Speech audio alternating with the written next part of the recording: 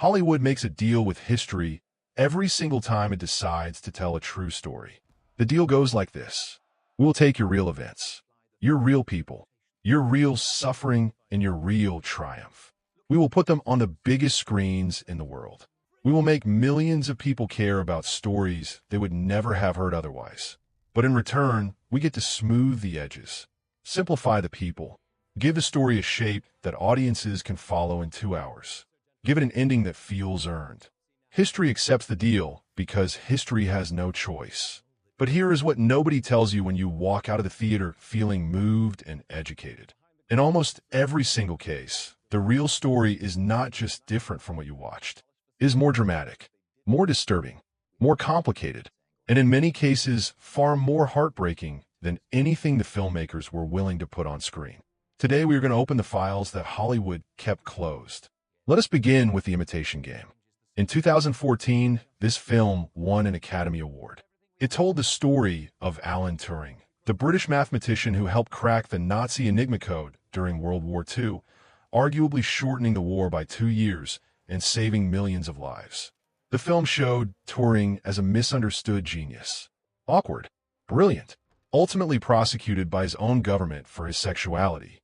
He died at 41, cyanide poisoning.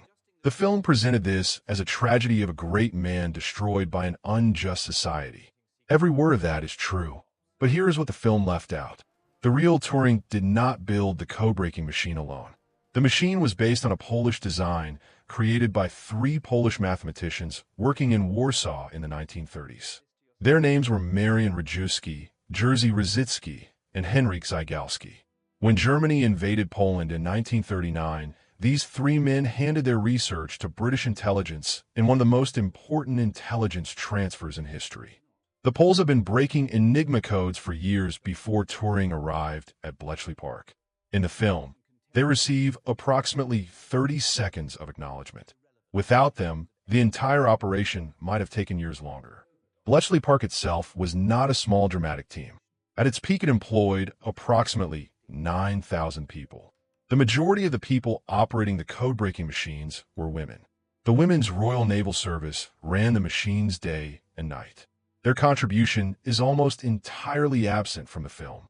And Gordon Welchman, who worked alongside Turing and made improvements to the machine that were just as important as Turing's original design, barely appears. After the war, Alan Turing returned to academic life as a man whose greatest work was so classified he could not tell anyone what he had done. The country he had helped save had no idea. He worked at Manchester University, writing papers that defined computer science and artificial intelligence for the next 70 years. Then in 1952, he reported a burglary at his home to the police. During the investigation, officers discovered he had been in a relationship with a young man. Both were charged under laws that had existed since 1885. Turing pleaded guilty. He was given a choice between prison and chemical castration through mandatory hormone injections. He chose the injections. For a year, Alan Turing received monthly injections designed to eliminate his sexuality. His security clearance was revoked. He was barred from the cryptographic work that had defined his life. He became severely depressed. On June 7, 1954, he was found dead in his bed. A half-eaten apple was on the nightstand. Cyanide poisoning. The British government issued a formal apology in 2009. He received a royal pardon in 2013. Both came 55 years after his death. That is not a tragedy of a misunderstood eccentric. That is a crime. Now, let us talk about Braveheart. The 1995 film won 5 Academy Awards. It told the story of William Wallace, a Scottish commoner whose wife was murdered by English soldiers, who rose to lead Scotland in a war for freedom, and who died screaming a single word on the execution block. Here is what the historical record actually shows. William Wallace was almost certainly not a poor farmer. The evidence suggests he was from a minor landowning family, with connections to the existing Scottish political resistance. The murder of his wife that starts the film in motion has no reliable historical basis. It comes from a poem written 170 years after Wallace's death. Historians treat it as literature, not history. The film's most famous battle, Stirling, shows the Scottish forces fighting on an open field. The real Battle of Stirling Bridge is one of the most brilliant tactical engagements in medieval warfare. And the bridge, the central element that made the entire Scottish victory possible, does not appear anywhere in the film. Wallace and his co-commander Andrew Mowbray, who also receives almost no recognition in the film, allowed half the English army to cross the narrow bridge before attacking. They trapped the English vanguard on the Scottish side, while the rest of the army could not cross to help. The bridge itself was the weapon. Removing it from the film reduces one of history's greatest tactical victories to a generic cavalry charge scene. And Isabella of France, shown as Wallace's secret lover. She was born in 1295. The Battle of Stirling was 1297. Wallace was executed in 1305. When he died, Isabella was approximately 10 years old. She was in France. The affair is completely invented. The real execution of William Wallace on August 23, 1305 was designed by King Edward I as a psychological terror campaign against the Scottish population. Wallace was hanged, but cut down while still alive. He was then disemboweled. He was then beheaded. His body was cut into 4 pieces and sent to 4 different Scottish cities as a warning. The film shows his death as spiritual triumph. The historical reality is that Edward I specifically designed the execution to break the will of everyone who had followed Wallace. That context makes the actual story far more powerful than the film's version. Now Bohemian Rhapsody. The 2018 film about Freddie Mercury won an Academy Award for Best Actor. It is a joyful, emotional story about creativity and belonging. It is also one of the most sanitized biographical films ever made about a rock musician. The film's most significant distortion is its timeline. It places the Live Aid performance in 1985 as a reconciliation moment after a period of band conflict.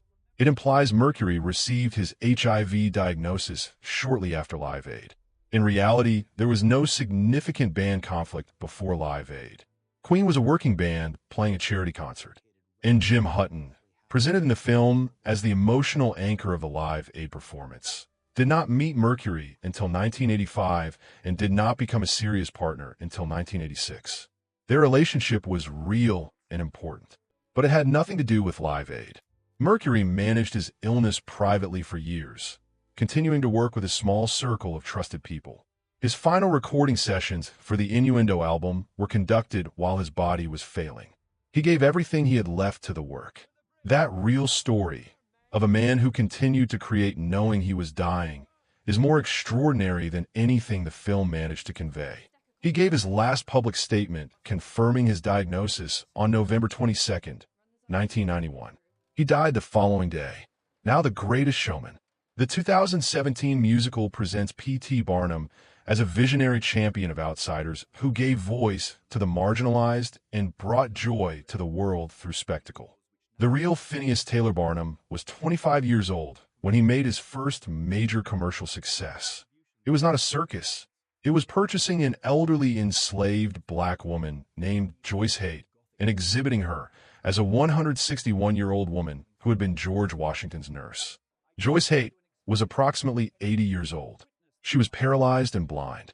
Barnum paid $1,000 to purchase her and immediately began exhibiting her across the northeastern United States with fabricated documents. He gave newspaper interviews in her voice, despite the fact that she could not speak for herself.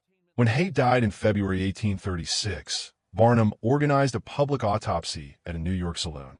He charged 50 cents admission to watch a surgeon dissect her body in front of an audience. The surgeon determined she was approximately 80, not 161. Barnum responded by claiming this proved the real Joyce Haight was still alive somewhere. He was 25 years old. This was the foundation of his career. The film presents his performers as a chosen family who found dignity and belonging through Barnum Circus. The documented reality of Victorian freak show exhibition is considerably more complicated. People with physical differences were exhibited in conditions specifically designed to emphasize their difference, often with little choice and poor compensation. The most interesting thing about The Greatest Showman is not what it gets wrong about Barnum. It is what its enormous popularity tells us about what we want from historical stories. The film took a man who purchased and exhibited enslaved people for profit turned him into a symbol of diversity and acceptance, and became one of the most successful musicals in years. The audience that embraced it was not ignorant. They simply wanted the story the film was willing to tell. History is not that story. Finally, Schindler's List. Steven Spielberg's 1993 film is widely considered one of the greatest films ever made. And by all reasonable assessment, it is among the most historically honest of the major Holocaust films. But there are things it leaves incomplete. Before the war, Oskar Schindler was a failed businessman who had declared bankruptcy.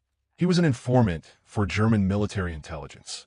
He was arrested twice by Czech authorities for espionage before the German invasion. He was, by any honest assessment, a spy, a war profiteer, and a member of the Nazi Party who came to Krakow in 1939 specifically to profit from the occupation of Poland. His Jewish workers were valuable to him initially because they were cheap labor. The exploitation was genuine before the protection began. What the film cannot fully convey is the specific psychological reality of a morally compromised man making the choices Schindler made. He was not a good man who became a hero. He was a complicated, flawed man who at a specific historical moment made choices that saved more than 1,000 lives. And then he spent the rest of his life financially dependent on the generosity of the people he had saved. Emily Schindler, his wife, played a significant operational role in keeping the workers alive in ways the film largely assigned to Oskar alone.